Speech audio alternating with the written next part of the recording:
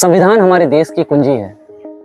अगर कोई आदमी हमारे देश के संविधान से भावनात्मक रूप से जुड़ेगा तो यकीनी तौर पे वे अपने आने वाली जिंदगी में कभी भी ऐसा कोई काम, ऐसा कोई कृत्य नहीं करेगा जिससे देश को नुकसान पहुंचे, देश के लोगों को नुकसान पहुंचे और इंसानियत को नुकसान पहुंचे, क्योंकि हमारा संविधान है ही ऐसा। प्रस्ताव रखना चाहती हूँ। एक प्रस्ताव रखना चाहती हूँ। अपना प्रस्ताव रखना चाहती हूँ।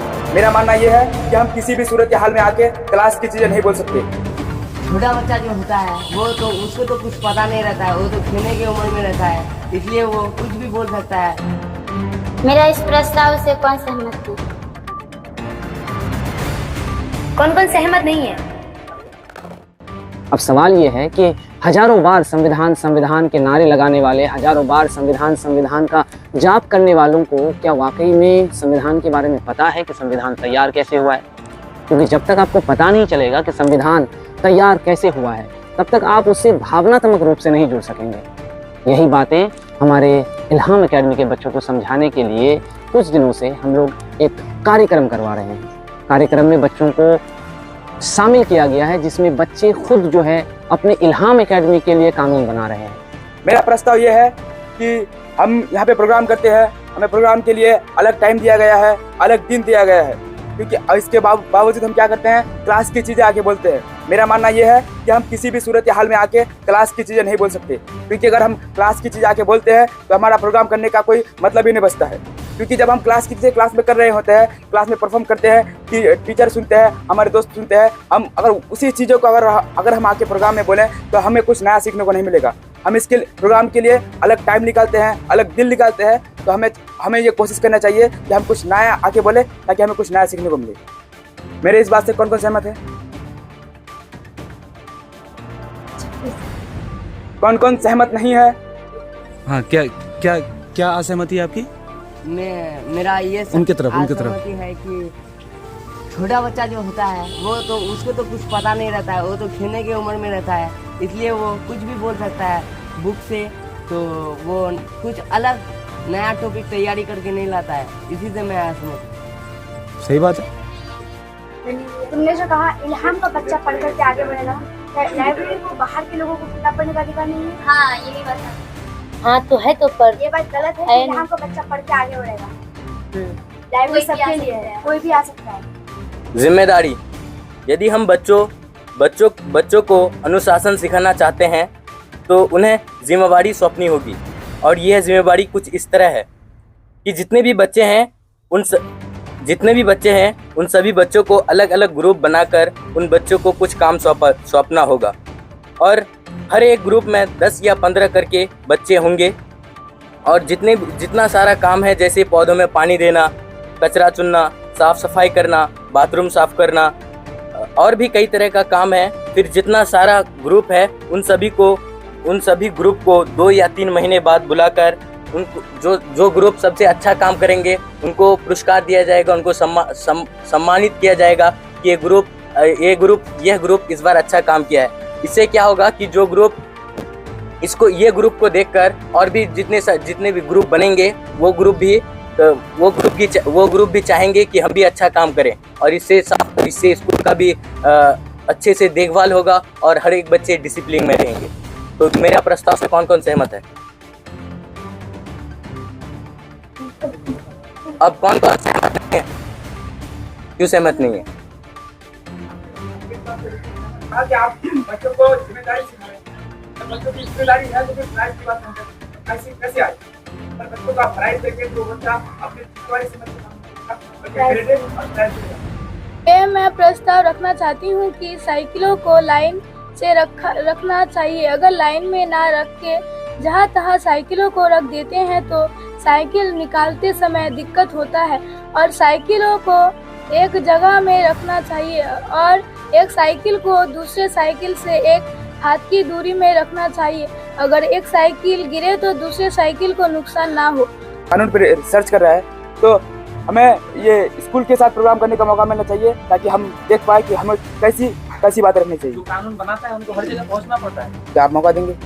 क्यों मौका देंगे? आप जब प्रस्ताव लिख रहे थे तो आपको इस बात का चिंता होना चाहिए कि जब महात्मा गांधी से फिल्म गांधी में मिलने के लिए गए थे एक आदमी है ना, तो उन्होंने कहा मैं तुमको एक टोटका दूंगा, ताबीज दूंगा कि मैं आप जब भी किसी समुदाय के लिए कानून बना रहे हो तो आप उस समुदाय के सबसे छोटे से छोटे व्यक्ति का ख्याल रखना और याद करना कि आपका इस कानून से क्या उनको फायदा पहुंचने वाला है। अगर आप ये सोच पा लिए तो मानो कि आप दुनिया का सबसे अच्छा कानून बना लोगे। यही था ना, मतलब पूरी तरह से मैं कोट नहीं कर पाया लेकिन शाब्दिक रूप से कुछ ऐसा ही था। तो आप अगर मान के चले इंस्टीट्यूट के लिए कोई रूल बना रहे हैं तो ये आपको ढूंढना पड़ेगा कि ये नियम क्या मेरा नर्सरी के बच्चों पर लागू हो पाएगा, क्या एलकेजी के बच्चों पर लागू हो पाएगा। तो इसका मतलब आप सबके लिए अगर कोई एक प्रस्ताव लेकर के आ रहे हैं तो आपको वहाँ पर एक एक कर मेंशन करना पड़ेगा कि यह बात नर्सरी एलकेजी यूकेजी के बच्चों पर लागू नहीं होता है। उन लोगों के लिए हम एक और प्रस्ताव लेकर के आएंगे। मैं तुम्हें एक तावीज, एक टोटका दूंगा। जब कभी अपने आप को शंका में घिरा पाओ तो इस परीक्षा को अपनाना। सबसे दीनहीन, गरीब, कमजोर इंसान जिसे तुमने देखा हो उसका चेहरा याद करना और स्वयं से पूछना, जो मैं करने जा रहा हूं क्या इससे उसका भला होगा। तो हेल्दी डिस्कशन बहुत इंपॉर्टेंट है और आप लोग इस तरीके से खुद ढूंढ रहे हैं कि क्या क्या समस्याएं हैं, आप लोग खुद उसका सॉल्यूशन दे रहे हैं कि कैसे क्या होना चाहिए। तो ये बहुत ही खूबसूरत है। बस ये है कि तमाम लोग जो है प्रस्ताव लेकर के आए और इस तरीके से शनिवार को क्या करें, चर्चा करें। और चर्चा में कुछ 10-12 लोग ही हिस्सा मत लें। आपको लग रहा है कि कुछ बोलना चाहिए, बोलिए। यहाँ ये तय नहीं हो रहा है कि आप सही बोल रहे हैं गलत बोल रहे हैं, चर्चा है ना। और जब भी चर्चा करें आप तो दूसरे को तुम नाम पकड़ करके मतलब संबोधन ना करें। आप कहना है। कुछ बच्चे रूम में आ गए, ठीक है सर। हाँ कुछ बच्चे बोलते बोलते रूम में आ गए। हाँ नहीं ठीक है, वो तो जलाली तो होना ही चाहिए। मतलब बोलते हुए अगर गुस्सा में आ जाता है तो वो ठीक है, इतना दिक्कत नहीं है। लेकिन गुस्सा का मकसद सामने वाले से झगड़ना नहीं है। हाँ मतलब ठीक है, मेरा प्रस्ताव स्ट्रॉन्ग है तो मैं बोलूंगा तो दमदार तरीके से बोलूंगा ना, ये तो नेचुरल चीज है, ठीक है, कोई दिक्कत नहीं है। लेकिन बस वो उसका लेवल ऐसा हो कि आप जो है दूसरे का सम्मान ना भूल जाए। गुस्सा आना कोई प्रॉब्लम नहीं है, लेकिन गुस्से में आप दूसरे का सम्मान करना मत भूलिए। इस बात का ध्यान रखें। ऐसा नहीं कि दो बच्चा डिस्कशन कर रहा है कि भाई आप बार बार क्या कह रहे हैं और ये कह रहे हैं कि मेरा नियम सही है, और दोनों डिस्कशन करते करते एकदम उतार लिया जूता चप्पल, तब तो फिर हो गया। ठीक है, कोई बच्चा ऐसे हाथ उठा देता है तो तब देख के ऐसे हाथ उठा देता है। हाँ ये गलत है। आप वो जो कर रहे हैं ना हाथ उठा करके कि मैं पक्ष में हूँ, तो आप अपनी राय दे रहे हैं कि हाँ मुझे सही लगा, मुझे नहीं लगता है कि कोई गलती है। तो इसका मतलब ये भी हुआ ना कि अगर 100 बच्चे में आप लोग 90 बच्चे हमेशा हाथ उठा करके इसको समर्थन दे रहे हैं तो जो भी कानून पास हो रहा है ये कानून बहुत बढ़िया से इसका मतलब पालन होने वाला है। फिर कल को पता चला कि आप जो है साइकिल ढंग से खड़ा नहीं किए हैं, बाथरूम की सफाई से कर नहीं रहे हैं, प्रार्थना में टाइम पे पहुंच नहीं रहे हैं और समय पे आपने हाथ उठा दिया था, तो इसका मतलब आप बिना सुने हाथ उठा रहे हैं। आपको सुनाई देना चाहिए कि क्या बोला गया। आपसे कहा गया कि 5 बजे 6 बजे तक आपको पहुंचना है। कितने बजे तक? 6 बजे तक या जो भी है। तो आप सहमति का हाथ उठा दिए कि हाँ मैं सहमत हूँ। पहले ये तो देखिए कि आपकी अपनी निजी समस्याएं भी हो सकता है। क्या किसी ने ये बोला कि अगर कानून पास हो रहा है तो 6 बजे सिर्फ गर्मी के दिनों के लिए पास हो रहा है या ठंडी के दिनों के लिए पास हो रहा है? किसी ने ये बात क्यों नहीं बोला? क्या ठंडी के दिनों में जब शीतलहर चलेगा तो 6 बजे आना संभव है? नहीं है। तो फिर विरोध क्यों नहीं हुआ? हाँ? लड़कियों को बोलना चाहिए कि हम लोग को डर लगता है, हम लोग का सुरक्षा का क्या, इतना सवेरे उठ करके आ जाएंगे। कोई बात नहीं किया इस विषय पे? क्या किसी ने इस विषय पे बात किया कि क्या इस बात के लिए आपका क्या प्रस्ताव है या आपने क्या सोचा है? प्रस्ताव जो भी लाया था इस विषय पर, तो उनसे ये सवाल भी तो करना चाहिए था कि मानो 5:30 बजे घर से निकलने का समय है और ठीक 5:30 बजे जो है आंधी आ गई और वो आंधी 6 बजे तक चली। अब आपका प्रस्ताव क्या कहता है? अब क्या कहता है आपका प्रस्ताव? क्या मुझे आंधी में आना चाहिए था? नहीं? तो फिर क्यों नहीं है वो? बारिश आ जाए तो क्या प्रस्ताव होना चाहिए? क्या आप लोग कह रहे हैं प्रार्थना इतने बजे होना चाहिए, लेकिन क्या आपने ये तय किया कि किन किन परिस्थितियों में प्रार्थना नहीं हो सकता है? आपने तय कर दिया कि 6 बजे तक प्रार्थना में खड़े हो जाएंगे।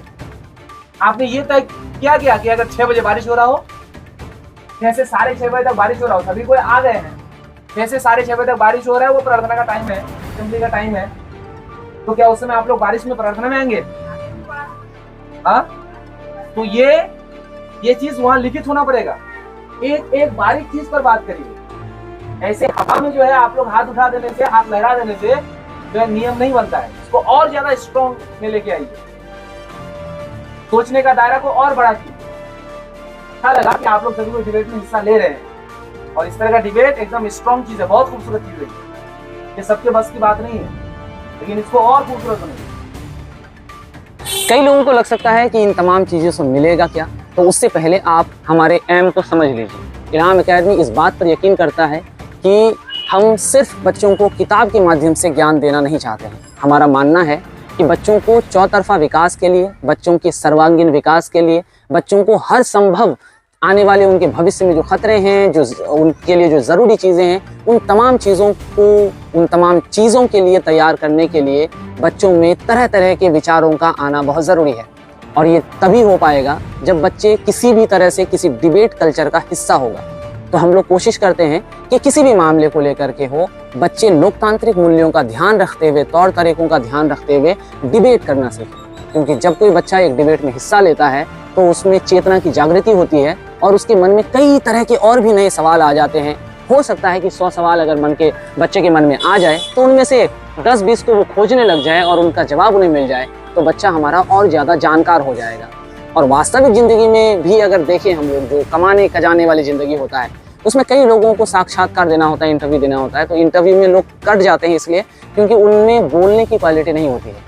लेकिन सोचिए, जो बच्चा बचपन से इस तरह के डिबेट का हिस्सा रहेगा, उन्हें बोलने में कोई नहीं हरा सकता है। वे किसी भी डिबेट में, वे किसी भी इंटरव्यू में छट नहीं सकता है।